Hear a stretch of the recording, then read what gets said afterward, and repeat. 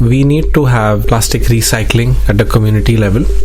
Whatever plastic a community generates, a small town, a village, any other manufacturing site, they should be able to recycle that plastic locally and recycle that plastic into a product that generates some commercial value. Welcome to Mindful Businesses, presented by Sarani, and I'm your host, Vidya Iyer.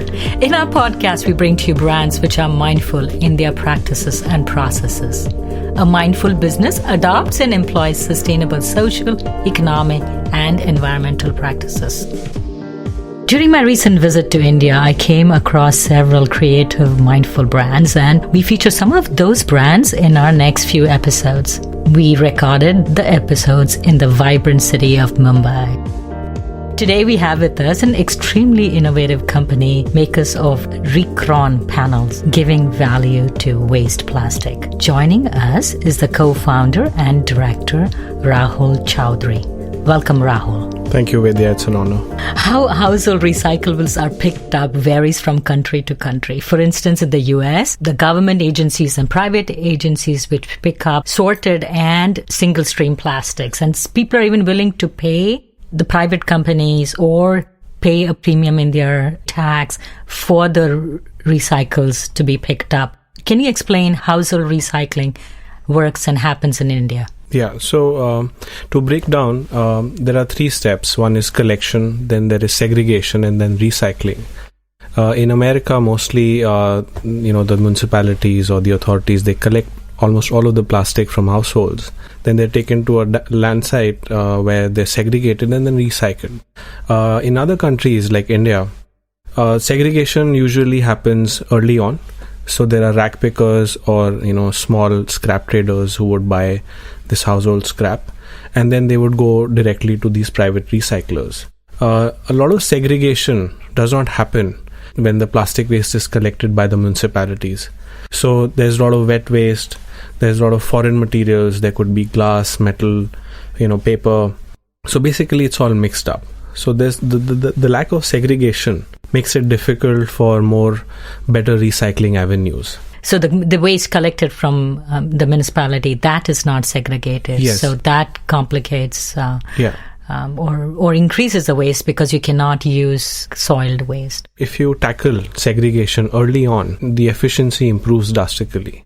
If it's all mixed up and if it reaches to a common site and if the stockpile is in thousands of tons, then it requires a lot of infrastructure to sort of get through that process. So what role do the rag pickers play in the whole recycling process? Yes. If you look at plastic waste, there's a number of polymer types. You've got your PET, you've got your LDPE, you've got PVC, PP, BOPP, so on. So every plastic type serves a different purpose. For example, PET is used in your Coca-Cola bottles or so on. These rack pickers, they're very selective in terms of what they're picking. PET bottles are recycled easily, or PE items are recycled easily. So they're very selective. They don't collect everything. And they're sold at a certain rate in the market where they recycle and then there's further value addition and then they're sold to the markets. But the percentage composition of these so-called usable plastics, which the rack pickers pick, is very limited. A bulk 80% or 85% of the plastic still goes to the landfill. So either it goes to the landfill or it is uncollected and it goes to the environment directly. A global study by National Geographic says that almost 80% of the plastic goes to the environment. So as of today, there's around 5 billion tons of plastic in the environment. So it's in the oceans, it's in the forest, the open land, or whatever has been burned is going to the atmosphere. So what is uncollected is a very overwhelming figure.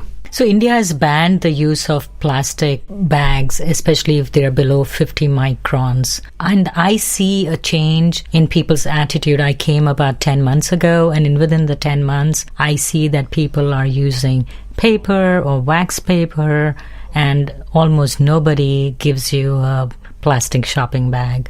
This is just the tip of the iceberg. How much waste is generated in India?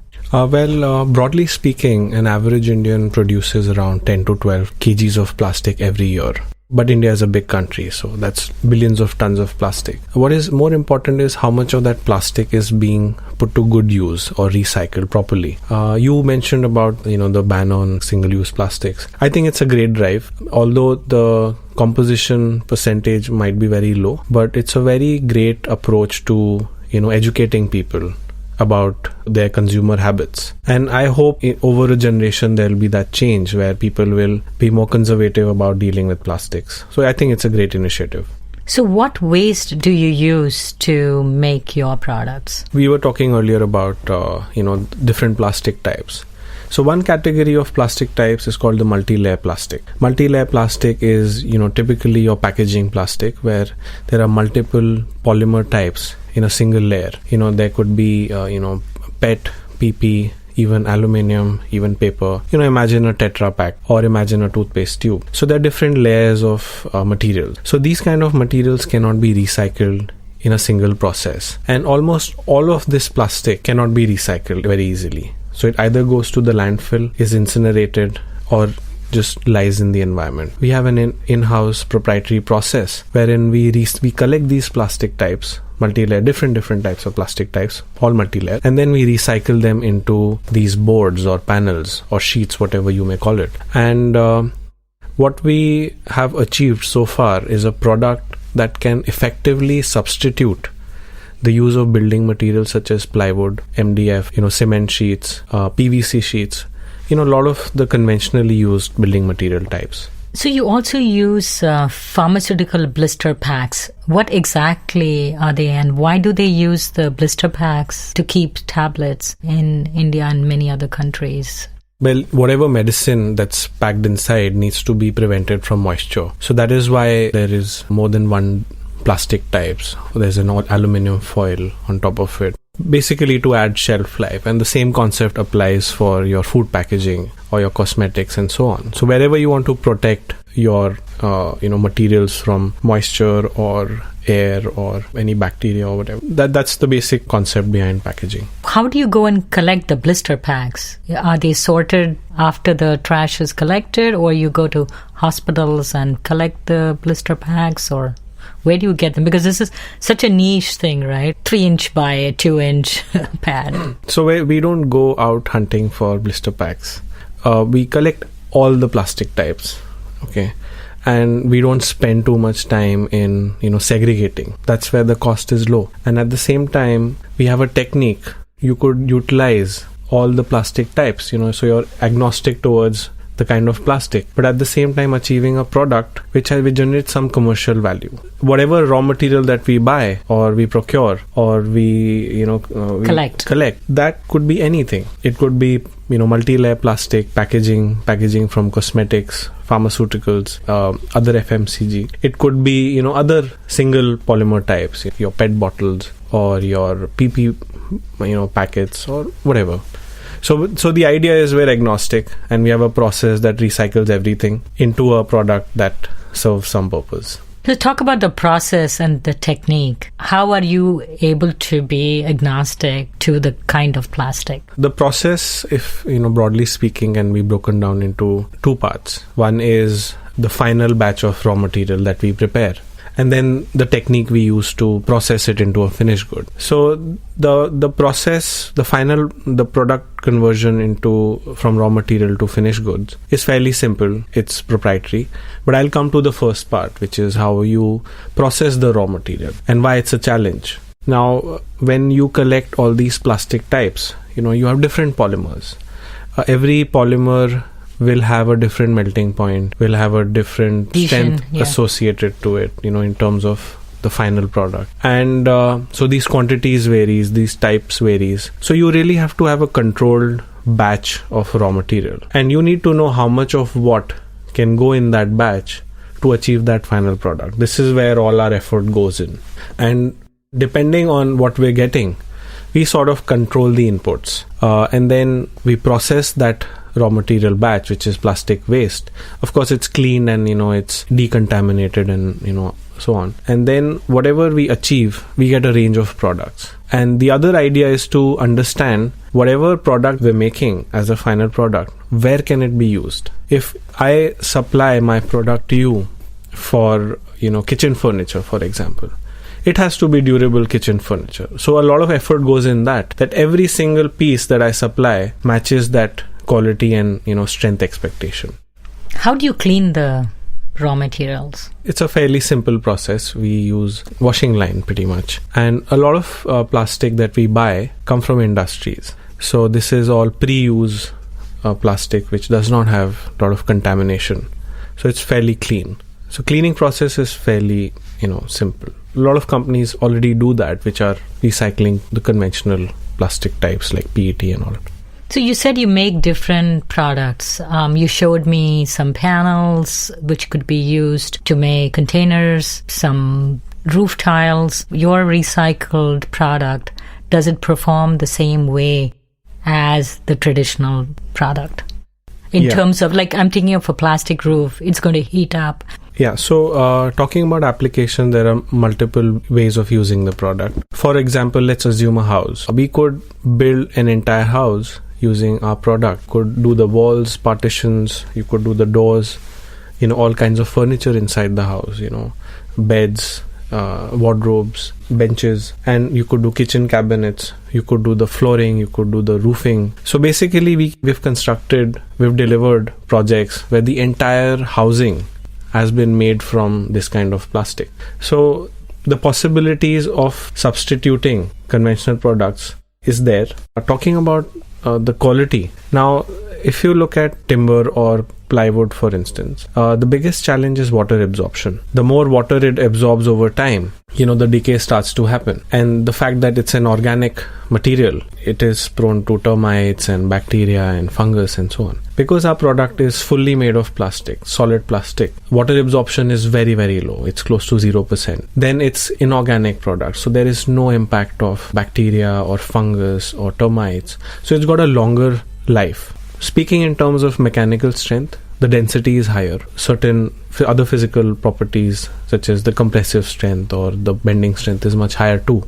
So it tends to deliver a longer life when being used in these applications. So these are some of the commercial applications that we supply for. There are a lot of other industrial applications. Plywood is being consumed in civil construction at a massive scale. So we supply our product for shuttering also. Concrete shuttering they do. Then we supply to a lot of these brick and block manufacturing companies. So they consume a lot of plywood in the process of manufacturing bricks and block. So that is another application. We supply to a lot of chemical industries where they want to use flooring or paneling because chemicals and acids eat up concrete or harm the infrastructure. So our product is resistant to chemicals and acids. So that again becomes a very good source of application for us. So you showed me some of the panels and I liked one. I would like a countertop, made with that look. It just looks very nice. How durable would it be? Yes. So if you're talking about functional kitchen cabinets, so the life expectation would be much higher. It'll be very durable. I'm talking about countertops, so it doesn't nick. Can I put a hot pot on it? Would it work as a countertop? Yeah, you could do countertop. Countertops are typically, used from stone. Right. So I'm not saying we can beat the functionality of a stone, the ruggedness, the feel that you get. But yes, it can be used. You could, of course, keep, hot items on top of it. There'll be very less staining if things fall. You can clean it very easily. So it does serve as a good substitute for countertops. I was thinking of more like the polymer-based countertops like Corian. But I personally like the look. And if there's a person who is looking for a sustainable countertop than something which is mined. And our station manager, Viresh, had a question. He asks, what % of the plastic is there in a piece? Say we take a 1 foot by 1 foot square. So what % would it be? Well, what binds it? Usually done. It's processed at very high temperature and pressure. It all comes together, and you have to maintain certain composition so that certain polymers in a certain composition so that they hold all the other materials together. The waste in itself is an adhesive, so you don't add any more adhesives? No, we don't use any foreign or any other value-added product. The recycled products, they lose their properties in terms of their strength and durability. How do you compensate? Is that part of your technology that you balance the composition to be able to make a product? Yes. Our idea is to do maximum utilization of all the types of plastic that we get. We don't want to be very choosy with what plastic we get. Otherwise, then, we're part of the same problem why so much of plastic is not being recycled. So we try to work with a lot of different plastic types. But yes, at a consumer level, we have to deliver a product that works, and it has to be uniform in its properties and quality. Yes, a lot of effort goes in understanding and, preparing the right quantities of the composition of a raw material batch. So that, I think, is part of our technology and the effort and the experience that we've built over the years to addressing that challenge. How old is the company? We've been operating commercially in production since the last more than 5 years. The product has been around, and there was a lot of testing, a lot of feedback from the market. How do you test the strength of the products? There are a lot of laboratories that do international testing on different parameters, and but then again, there is the real-time on-ground testing also, whether the consumers are accepting the product, how the product is going to deliver over a period of time. So that process also is very critical. So can it be made in any color, or it all has that organic recycled look? We don't really try to control the color or the appearance, because it's all different types of plastic, and all plastics that we get are in different colors and different shapes. So what you get is a random mosaic sort of texture. Certain more value addition could be done using primary plastics. You could add a film on top of it, a green color film or a blue color film. When you laminate, that is value addition, and that increases the cost. So of course, value addition could be done. You could also put veneer on top of it, so you get that wood texture or wood feel. And you could also paint on top of it. Painting works very well. Most paints have plastics in them. Our product is also plastic, so it tends to bind very well. So yes, aesthetically speaking, a lot can be done, which in a sense helps us push the product to a wider audience. So acceptability becomes higher. What is your background? How did you come up with the idea, or how did you talk about your journey? So the product came into being from a project wherein we had to address this huge stockpile of plastic waste. Who's we? Our company, the co-founder. So my uncle, who is basically the brains behind this product, who started this, I joined in eventually. Basically, we had a project wherein we had to address that problem of plastic scrap coming out of this huge, industrial facility, and whether we could create a product that would generate some value. So that's how it all started. Once my uncle did that, we realized that there could be, so many other plastics that could be utilized. So that's how, our journey began. And then we started playing with more and more plastic types, started creating variants, getting them vetted from laboratories, doing testing in the market. So that's how it all began. And we were really on board with the idea that, there's so much of plastic, good quality plastic. The properties are very good. If you see plastic has very good properties. A lot of plastic that we use is still there, like, your cars, for example, in your household items. So plastic is a durable product, and it's the same plastic that goes in the waste also. So why can't you extract that plastic and again bring it in use and deliver value? So that's where we started thinking, and multi-layer plastic was an obvious choice. Nothing is being done about it. It goes directly to landfill or is incinerated. So that becomes a very important challenge that needs to be addressed. What is the challenge in handling plastic? You have this balance of using heat and different ways to compress the material to be made into the forms. There will be some emissions which come out of it, right? How do you tackle and manage all that? So we're not burning any plastic. We're only reaching to a point wherein, it can be worked with. There are no emissions. In fact, our manufacturing is a zero waste discharge certified operation. So whatever plastic that we bring in, we recycle 100% of it. We don't contaminate any water. We don't contaminate any air, related emissions. The idea is to not create any further pollution. So whatever we get, we recycle. So the technology, is it proprietary? Have you patented it?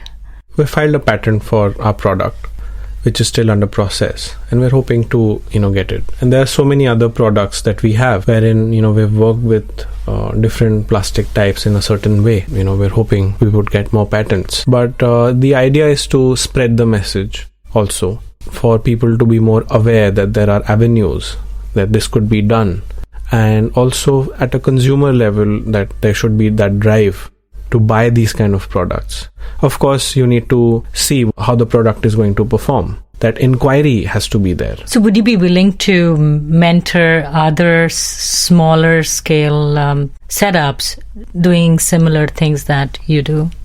We're focusing at the moment with governments, doing projects with island governments communities. In India or overseas? Yeah, so we're hoping to work with the government in India, the local body where our factory is, hopefully very soon. We're also talking to government bodies and few other agencies such as United Nations for doing projects overseas for island communities, for areas where accessibility is not very good. The road infrastructure is poor. Underdeveloped countries where the avenues for expensive recycling technique is not available. We're hoping to work with a lot of these government and non-government agencies. So how much do you think it is a responsibility of the government via legislation to enforce recycling and reducing plastic and other wastes? And how much is it an overall change in the culture, the attitude of the people? Well, government plays a very important role. It's a very important stakeholder rather. They need to facilitate such similar ideas. They need to facilitate companies that are doing such projects. And also, government could be a stakeholder as a consumer. They could encourage use of such products, eco-friendly products or sustainable building materials. And there are a lot of initiatives, even in India and abroad, where government is pushing for the use of such products. Government is giving subsidies on manufacturing of such products, or whoever is in the value chain. So yes, government plays a very important role, and also it is a very important responsibility of big corporates to identify proper recycling techniques for the plastic that is generated directly or indirectly by them, such as the FMCG industry. They generate so much of plastic. I mean, all of the packaging is in plastic, and a lot of companies manufacture products that are made of plastic. So what happens after the life cycle is over? They may be pushing for newer products on the shelf, and the speed at which they produce these products is very rapid. That means the consumer is going to replace those products very rapidly. So then more and more waste is generated. What is their responsibility to that rapid waste generation? And it's okay, people can use and throw, but as long as it gets properly recycled. So that sort of the whole circular economy argument comes in place. What is the responsibility of large corporates? And a lot of large corporates are taking initiatives, but I think we've got a long way to go. And you're talking about, say, a tube of toothpaste which is used and then it comes to you. But I'm thinking many times when they make the toothpaste tube, there is waste, like fresh waste created. Does that get back to you? Yeah, so that industrial plastic scrap we buy, such similar companies, and we recycle them. But to my understanding, not similar avenues are available in developed countries even. A lot of such plastic, the one you just mentioned, is still going to the landfill and in big quantities. We're able to touch upon a very small percentage of such plastics being produced. The developed countries, the West, as it is, their consumption levels are very high and they don't have any avenue. So it's a much bigger problem, and we've interacted with a lot of people overseas, in Europe, in America, even in Southeast Asian countries. They see this problem there, and they're hoping a solution comes up very quickly. Yeah, like an average Indian uses about half of the global plastic consumption, but 1/10 compared to a person in the United States. Absolutely. In US, the way they recycle is also more advanced. Even though they might be producing more, they're collecting in proportions which are effective or may not be effective or more effective than India.